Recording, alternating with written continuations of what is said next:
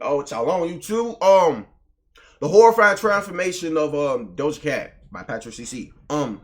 Now, I know a lot of motherfuckers don't fuck with Doja at all, especially after the whole the chat room, KKK chat room she used to be in and shit when Shorty was throwing ass and all that goof ass shit she was doing.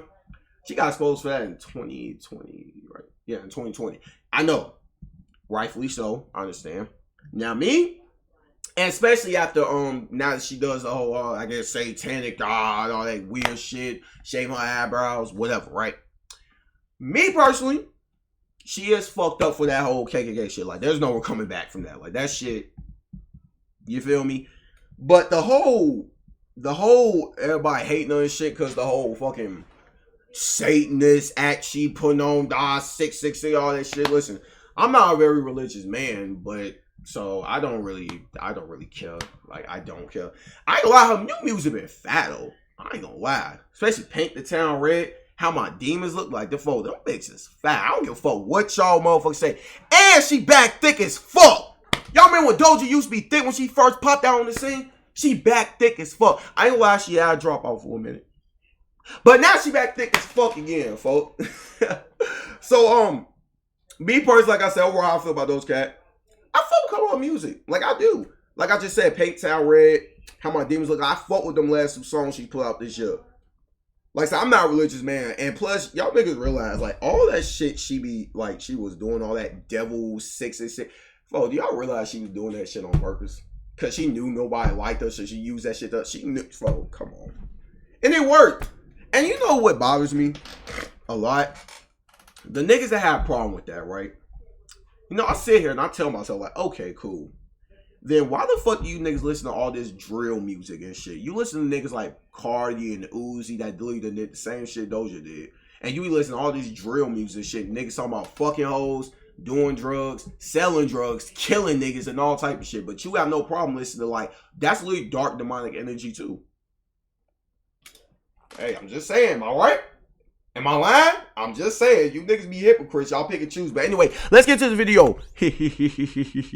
Hold on, look like this bitch. Damn, that bitch got 1,000 dislikes. Damn, what the fuck? Doja Cat has evolved from a bubbly pink pop princess to an edgy, dark, and honestly confusing artist. Now, celebrities as famous as Doja Cat are held to standards that are near impossible to meet. But what happens when a celebrity just gives up, disregards all societal standards, and starts acting in a way where you have no idea if what you are looking at is real or fake? We have to acknowledge from the beginning that everything in Doja Cat's career could be one orchestrated marketing stunt, or we could actually be witnessing someone descending into madness. Doja Cat's superpower is that she knows the internet very well. She knows what type of humor the internet will gravitate to. She knows what will cause controversy, and she has continuously exploited that throughout her career. She obtained this knowledge by being essentially raised by the internet. I definitely didn't like to leave my room. I don't know if I was agoraphobic, but I definitely thought that I was at the time. It was very, very hard for me to go outside. According to Doja, she would skip school for days at a time, spending endless hours in various online chat rooms. She claims that she was often a victim of online bullying, but this allowed— Yeah, we definitely know that, because she was on the chat room with some white niggas, some racist white motherfuckers throwing ass and just fucking tripping all type of shit. Like, nigga. Her to develop a thick skin and join in on the fun through her own offensive rhetoric. So I became the person who would often make offensive jokes and do things sort of out of the box. From the slapstick comedy of E-Bomb's world to the hyperconnectivity of MySpace, as well as the edgy, politically incorrect depths of 4chan, Doja developed a fascination with internet culture. But this time in her life would later come back to haunt. Yep.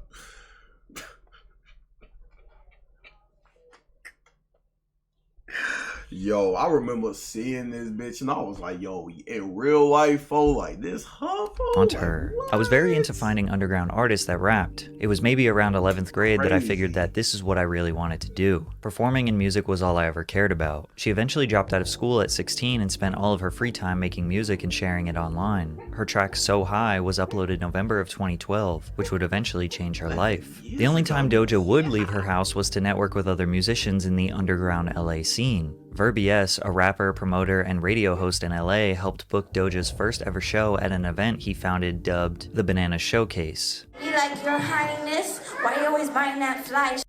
Why you gotta check them tyrants? And why you shut it down like hydrants? Although most of you know Doja as a pop star, she was initially trying to be a rapper. When they were developing her, I was like a live performance coach and rap coach, Verbies recalled. I would play her hella hip-hop videos and we'd freestyle. She was phenomenal. She didn't really need me, but I just happened to be there. Yeti Beats was a producer that heard So High and was blown away. He connected Doja with... Doja can rap though.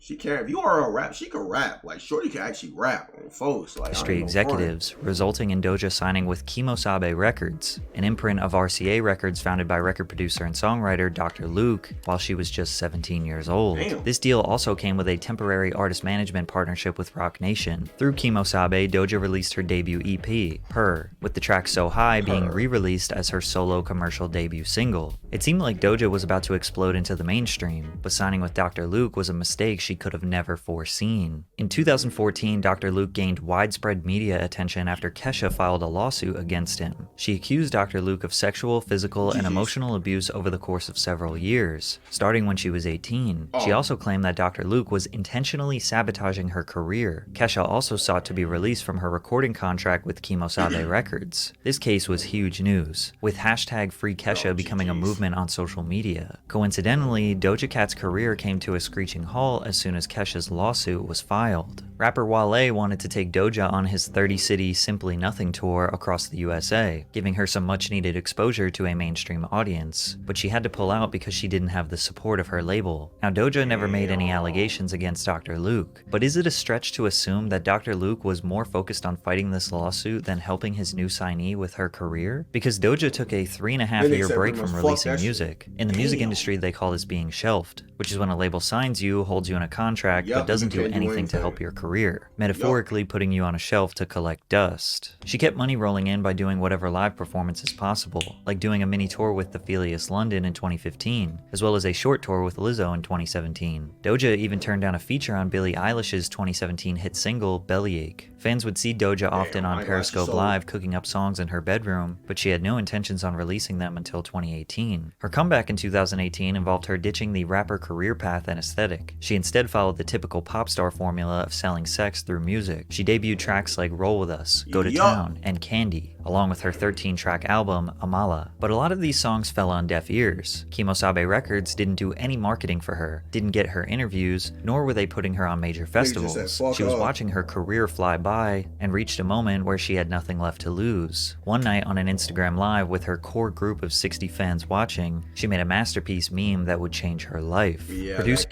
that fucking cow song. Troy Noka sent her a sample of Wes Montgomery's Polka Dots and Moonbeams, asking her to make a beat for his album. At the time, she'd just received a cow costume in the mail. Doja hopped on Instagram Live and began writing Moo with her fans. 6 hours later, Doja and her fans wrote a song about her being a cow. But the silly song needed a silly music video. I opened up Photo Booth on my laptop and used the green screen feature with a green sheet that I hadn't used since I was 12, that was buried in the depths of my closet. I tacked it to a wall with a hammer, right over my mirror, and used some LED Christmas lights to light everything. The crappy lighting and terrible quality green screen combined with a song that is intentionally bad was the perfect thing to release in summer of 2018. When we were at the peak of the Lil Pump, Bad Baby, Lil Xan, Boonk Gang, Woah Vicky, Supreme Patty, Lil Tay, Instagram clout wave. Doja Cat's Moo music video fit right in this universe because people thought she was just a new quirky YouTuber who had a green screen and got bored. The music video for Moo garnered over 5 million views in 2 weeks and went extremely viral on every social media platform. But when people looked deeper, they realized she was an extremely talented pop artist with a record deal who had an entire album she just released a few months ago. Most people who go viral are not ready for a full-blown music career. Doja was more prepared than ever, and she was able to immediately capitalize on it. But first, she had to make some apologies. Some of her old tweets resurfaced of her using the F slur, to which she immediately responded by admitting she has used the word over 15,000 times in her life, then saying, "I don't think I hate gay people. Gay is okay." Obviously, this didn't go over well, and she issued a more formal apology the next day. This had no impact on her career and momentum, but it would not be the last time she would have to apologize for her past. Now that she went viral on her own, her label decided to support her. She embarked on a 23-city tour 1 month. Of course they decided to support her. Now they like, oh no, hold on, Shorty getting attention. Hey, Throw some money this bitch way. Later, and was finally getting interviews from Billboard, Genius, and Vlad TV. She rolled out a big single alongside Rico Nasty called Tia Tamara, which maintained a lighthearted and fun approach to her music. Doja understood that fans loved the satire and goofiness of Moo, but she ultimately wanted to be taken seriously as a musician. A lot of artists that blow up off memes have a hard time being taken seriously. The music industry was craving more female talent, and Doja was ready to fill that niche. Her debut single, Juicy, alongside Tyga, I ain't gonna lie, this. Oh, man, this is peak Doja right here. Debuted at number 83 on the Hot 100, her first entry on the charts. It would eventually peak at number 43 due to various TikTok trends associated with the track. Her second studio album, Hot Pink, was an overtly girly, bubbly, sexy record that complemented her fun energy while still remaining professional. Say So wasn't rolled out as a single but sparked a dance trend on TikTok. All the biggest influencers like Charli D'Amelio and James Charles helped skyrocket this song. The popularity prompted a remix featuring Nicki Minaj. As it gained steam, she tweeted, "If Say So hits number 1, I'll show you guys my Oh, y'all remember this? She did, but the picture was kind of mid, I ain't gonna lie. boobs really hard." This tweet made headlines, Yeah, some I making fun remember of her that. desperation to I go remember number that 1, tweet. but I then it remember that worked. tweet. Say So peaked at number 1 on the Billboard Hot 100 and achieved a Guinness World Record for the first female rap duo to reach number 1 on the US singles chart. I just realized I have to show my boobs real hard. I'm just gonna be honest with you guys. I did play you. I'm not showing my boobs. Well, she actually did end up showing them on the picture, but again, it was kind of mid, so I ain't gonna lie, she could have kept the picture. I did not. real hard, man. You got fucking played. People online were furious that she killed her. It's so crazy because I do remember niggas being mad as hell. Niggas was mad as hell. They couldn't see no titties. They like, oh, you bitch. Promise. She's messing with the simps. Trust me, the simps will overpower her and eventually expose something bad about her. Damn. General Pulis 5317. I ain't gonna lie. Damn. Lord knows you was fucking right. God damn. That's why you don't play with incel ass niggas or no pussy getting ass niggas because they are powerful. God damn. Damn. And they did. God damn. You know what's so crazy? Like that whole shit with Doja Cat, the whole her being in the chat room with all them racist ass people, like that will always be a stain on her career. Y'all realize that? Like, no matter how many hit songs she puts out, that will always be a stain on her career right there. Like, damn, you the bitch that was in the chat room, like, don't busting it down, nigga. This commenter couldn't have been more right. A few days later, a Twitter user resurfaced an old video of Doja in what they claimed was an alt-right chat room. On a website called TinyChat, Doja is seen wiggling and writhing while making sexual noises and advances towards other people in the chat before dropping the hard R. Her shirt reminds me of a baby duck. Not only was she acting really strange, but the other people in the call were using blatantly racist rhetoric. This was Doja's response. In this video, I'm being completely f***ing blackout drunk and completely f***ing dumb. In regards to people being racist in the chat room, this was her response.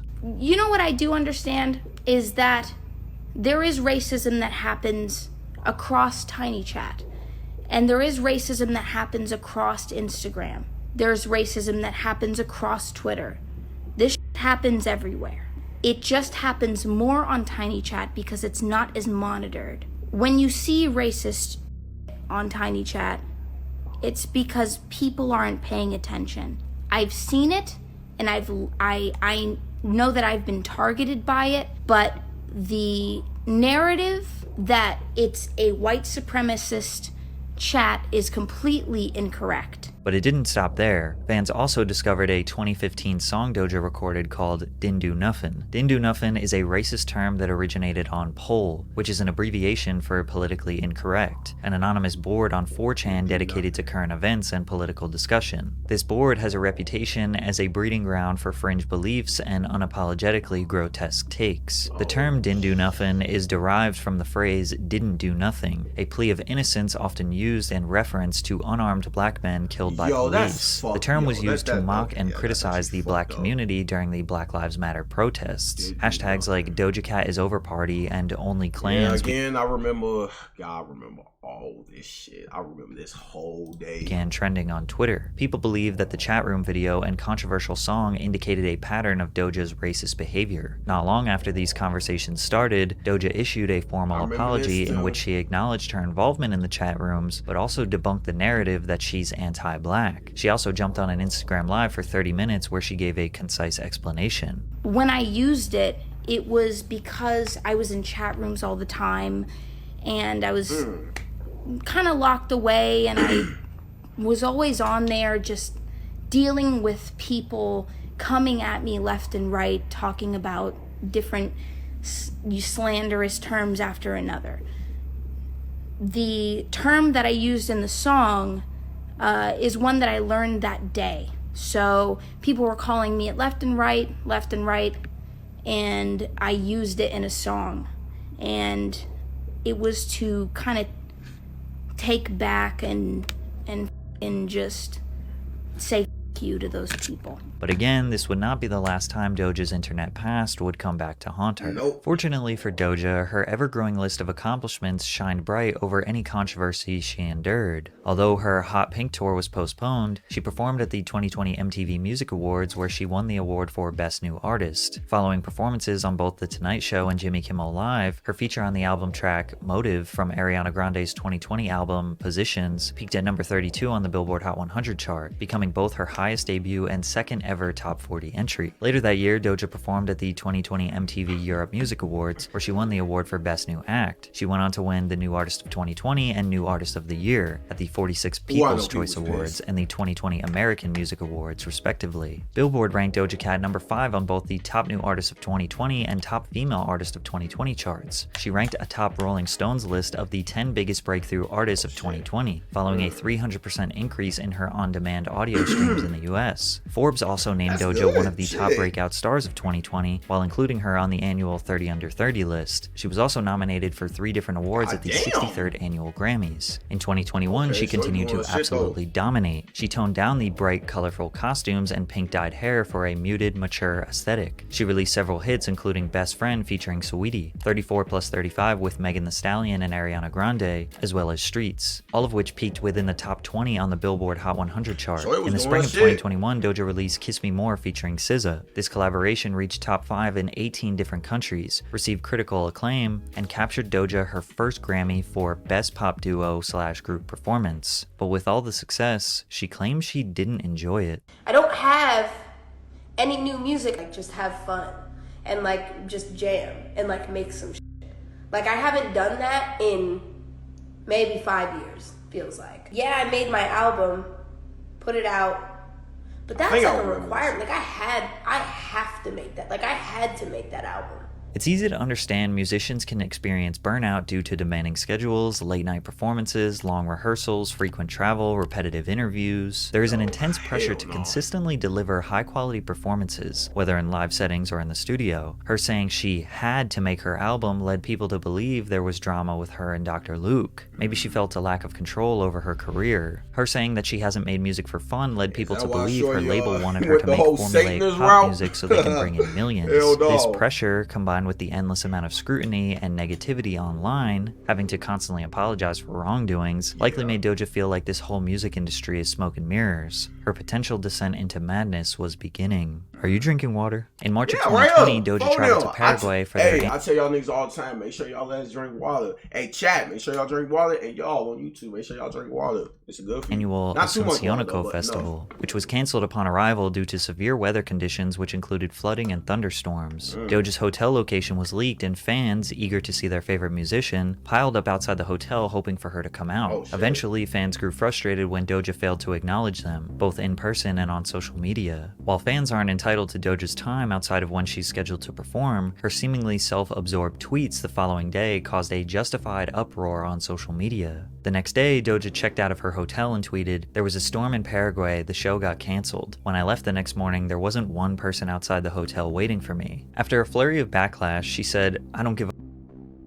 followed by, "This ain't for me, so I'm out. Y'all take care," before changing her Twitter name to I Quit. Her reaction to this situation that was totally out of her control either proves 1, she is legitimately sick and tired of the pressure of this industry, or 2, she is just a snobby, childish brat ungrateful for her career. Doja's response to criticism has always been the same since day one. She would initially respond sarcastically, and when that response garnered more criticism, she'd finally take the situation seriously and issue a formal apology. However, the secondary apologies always felt insincere, since her genuine feelings toward the topic were always displayed during those initial responses, which brings us to our next controversy where she made a huge deal out of nothing. Doja DM'd Noah Schnapp, the 17-year-old star of Stranger Things, to get the attention of Joseph Quinn, another cast member who she had been lusting over on Twitter. Noah posted the DMs thinking it was a silly joke, only for Doja to get really angry about it. That Noah did that, like went and posted a private conversation between me and him,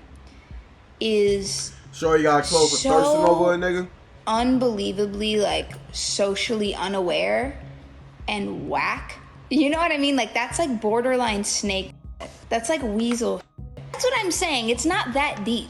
It's just that he's like a very Why do I dumb think I kid. remember this Doja shit? assumed people would automatically take her side since Noah exposed their private messages. However, many people saw it as her trashing an innocent 17-year-old. What she said in the DMs was already public knowledge, and when Twitter users told her that she was overreacting to this small conflict, she played the victim and responded in an insincere, sarcastic tone. Y'all are so cringe and lame and nobody wants to hang with you. That's why y'all be on here unironically writing replies that makes you mad. Doja is clearly fed up with the negativity that comes with fame. Whether her controversies are self-inflicted or not, she was done with the expectations, done with petty drama, done with apologies, done trying to appease anyone but herself, and now it was her turn to control the narrative. She started by shaving her head bald. No, so crazy. I was literally in this lab when she did all that. Because I remember, did I follow during the time? I think I did.